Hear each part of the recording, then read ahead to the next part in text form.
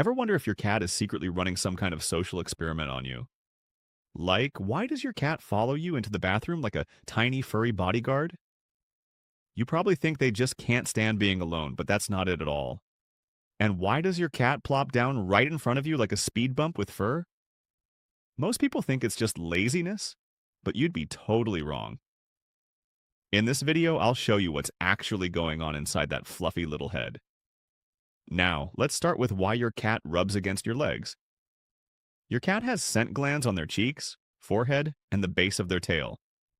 When they rub on you, they're pressing those glands against you on purpose. They're basically stamping you with their personal signature. It's called bunting, and it's a big deal in cat world. They're not just saying, hey, they're saying, you're mine, and I'm cool with that. Other cats who smell you later will know you're already claimed. Think of it as your cat's version of writing their name on their lunch bag, except the lunch bag is you. That's not neediness. That's your cat paying you a genuine compliment. Another thing your cat does that probably drives you up the wall is scratch your furniture. Before you get mad, hear this out. Your cat isn't doing it to ruin your couch on purpose. Scratching is how they shed the dead outer layer of their claws, kind of like a built-in nail file. It also stretches the muscles all the way from their toes up through their spine, which feels incredible for them. On top of that, scratching leaves both a visual mark and a scent mark from the glands in their paws. Your cat is essentially posting a "I live here" sign right on your sofa. The fix isn't punishment. It's giving them a scratching post they actually like using. Then there's this adorable thing your cat does where they push their paws in and out on you like tiny little bread makers. Making biscuits or kneading goes all the way back to kittenhood. Kittens need their mother's belly to help milk flow while nursing. So when your adult cat kneads on you, their brain is linking you to warmth, safety, and comfort. It's one of the highest compliments a cat can give you, honestly. They only do it when they feel completely relaxed and totally safe. If they're purring while doing it, you've basically just won the cat lottery. Some cats knead so hard it actually hurts a little, but that just means they really, really like you. Okay, so now let's talk about the one you definitely noticed. Why your cat follows you into the bathroom without fail. Here's the thing, cats are actually crepuscular predators by nature, which means they're hardwired to keep track of the group. A 2019 study published in Current Biology found that cats form secure attachments to their owners, much like dogs and even human infants do, with about 64% of cats showing secure attachment behaviors. When you disappear behind a closed door, that attachment instinct kicks in immediately. They're not being clingy, they're doing what bonded animals do. They check on the ones they care about. The bathroom is also a small, enclosed space full of your scent, which makes it easy for them to monitor. Closing the door just makes it more suspicious to them, not less. Your cat following you in there is actually a sign of a really strong bond, so maybe just let them have this one. Another popular thing cats do is knock your stuff off tables, and yes, they're doing it on purpose. Cats are natural hunters, and a big part of hunting is testing whether something is alive or not. Tapping an object and watching it fall gives them real feedback about how things move in their environment. They're also highly curious animals, and knocking things over is genuinely stimulating for them. If you react by jumping up or making noise, congrats, you just became the most fun toy in the house. Your reaction is actually rewarding the behavior without you even realizing it.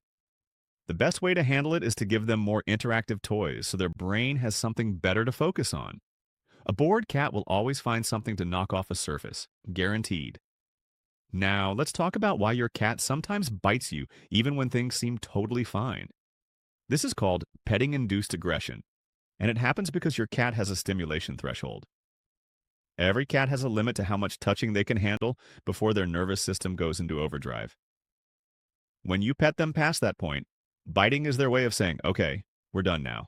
The tricky part is they usually give warnings first, like tail flicking, skin twitching, or their ears turning back. Most people miss those signals entirely because they're focused on how soft the fur is. So the bite feels random, but your cat actually gave you several polite warnings before that. Watch the body language, and you'll start to see the bite coming way before it happens. Another behavior that might make you go, aw, is when cats groom each other, also called allo-grooming. Cats groom the cats they actually like and trust. They don't do this with just anyone. They tend to focus on areas that are hard to reach alone, like the top of the head and the back of the neck. This is social bonding in action, not just hygiene. It also helps lower stress levels in both cats involved. If your cat licks your hair or your hand, they're including you in that same social circle. You've been officially adopted into the cat's inner group. It's basically the feline version of a hug, except way less dramatic and a little scratchy. So here's a wild one. Why does your cat suddenly sprint around the house like they're being chased by something invisible? That explosive burst of energy is called FRAP, which stands for Furtive Random Activity Period. A study from the University of California, San Diego found that cats who are kept indoors and don't get enough playtime show significantly higher rates of FRAP behavior as a way to burn off pent-up energy. In the wild, cats hunt multiple times a day, and when that energy has nowhere to go, it explodes all at once. The zoomies are basically your cat hitting a release valve. If it happens a lot, your cat is telling you they need more playtime. A solid 15-minute play session before bed can seriously cut down on the midnight sprints. Now, let's get into why most cats treat water like it's personally offended them. Cats evolved in dry, arid environments where large bodies of water were rare and often dangerous. Their ancestors didn't need to swim, so comfort with water was never built in. A wet coat is also heavy and slow to dry, which makes a cat feel vulnerable and slows them down.